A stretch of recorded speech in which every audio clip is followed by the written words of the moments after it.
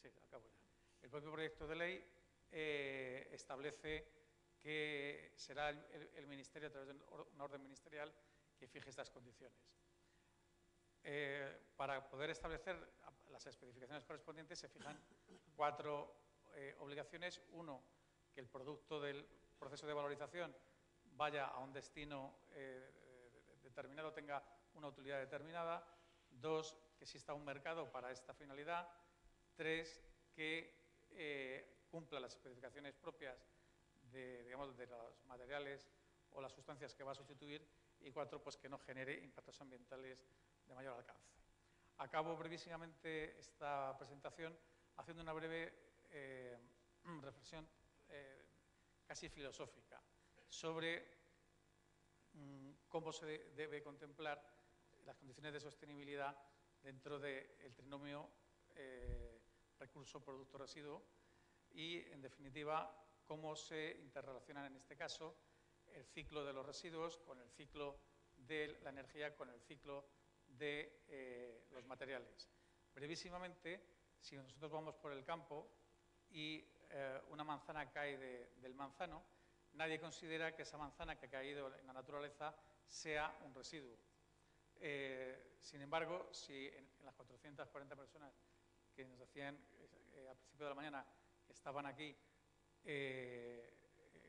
repartiéramos una manzana cada uno, le diéramos un bocado y tiráramos el resto al suelo, pues esa manzana se convertiría en un residuo porque en muy poco plazo de tiempo olería y además molesta y además ensucia. Es decir, el problema para ser no residuo no es tanto la propia esencia de la sustancia, siempre es una manzana, sino que depende también de la cantidad. Y, en definitiva, un residuo no deja de ser nada más que una combinación de elementos químicos que sufren una serie de ciclos químicos en los que, al aumentar la cantidad, se ralentiza o impide que la naturaleza siga su propia gestión del propio residuo. De aquí podríamos llegar a definir como tratamiento aquella acción local que pretende, de manera, como digo, de manera local, acelerar o llevar a un punto inerte donde la naturaleza pueda seguir con la propia gestión del residuo.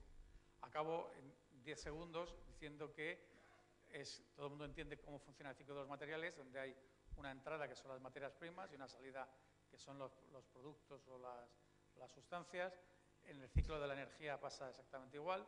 Hay una entrada que son los combustibles y una salida que es la energía en la forma que sea oportuna. Este ciclo es un ciclo que es muy difícil de ralentizar o de detener, porque sirve para alimentar todos los otros ciclos que puedan existir en la actividad humana.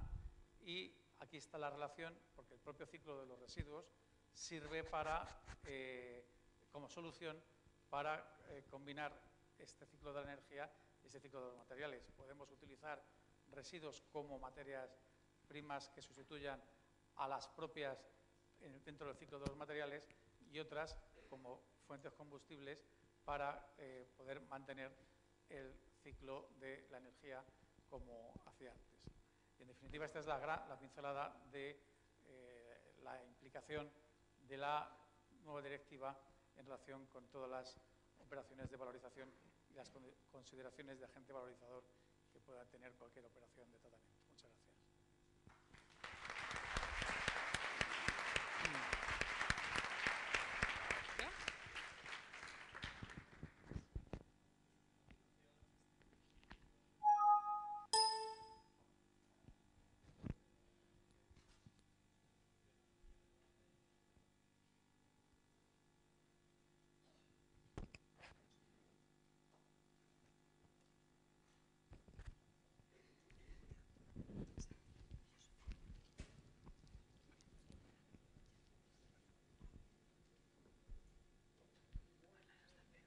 So we are obviously changing the language, but I hope I'll I will be able to communicate to all of you. Thank you for the invitation, for giving me the opportunity to speak about the European perspective. So the subject of my talk will be waste to energy developments in Europe and its contribution to renewable energy.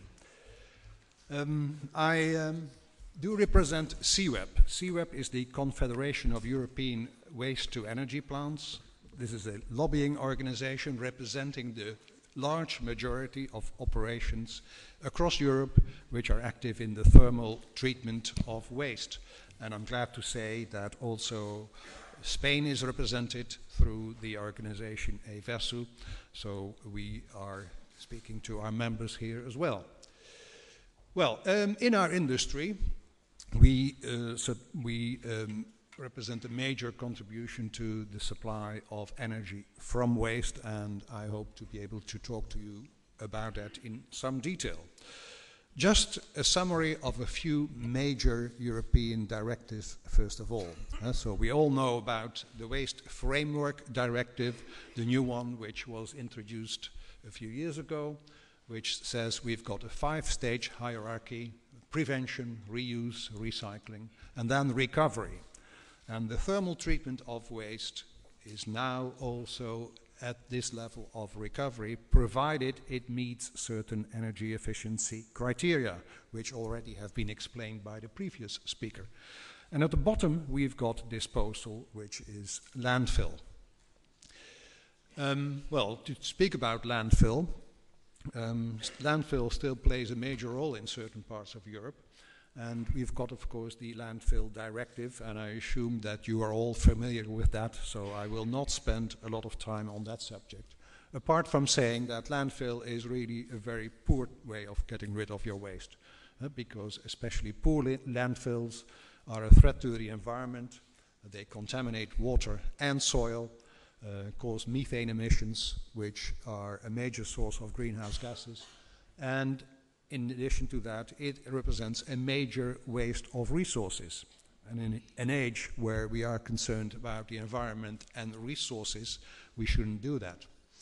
Well, for that reason, the European Union has instituted a directive which says that you should reduce the amount of waste going through landfills step by step. And this is, of course, also still very relevant for Spain and a number of other countries, but quite a few of those have already advanced much faster and have more or less totally eliminated landfill. Because if I'm going to show you the picture in 2009, these are the most recent figures created by Eurostat. Unfortunately, the heading is not visible on my graph. In 2009, we all together in the European Union created 260 million tons of municipal solid waste. And this is the way we treated that. So 38% is still going to landfill for the EU27. 20% is going through thermal treatment, incineration. 80% biorecycling, and by that I mean composting and anaerobic digestion. And 24% is being recycled. But of course, the differences between the various countries are enormous. And these are visible on this slide here, where you see that these are done, this is the figure for 2008 yet, showing that there are a number of countries on the left-hand side which have achieved almost a total elimination of landfill. The landfill is represented by the red bar, green is recycling, the dark green is the biorecycling, and yellow is waste to energy. And what you can see from that, the countries on the left-hand side, Germany, the Netherlands, Sweden, Austria, have succeeded in eliminating landfill altogether by a combination of these three approaches, a combination of recycling and waste to energy. And there is no single country on this chart which has achieved a low level of landfill thanks to recycling only, or thanks to waste to energy, incineration only. So it is vital to emphasized the combination of these approaches which is going to give you the end result.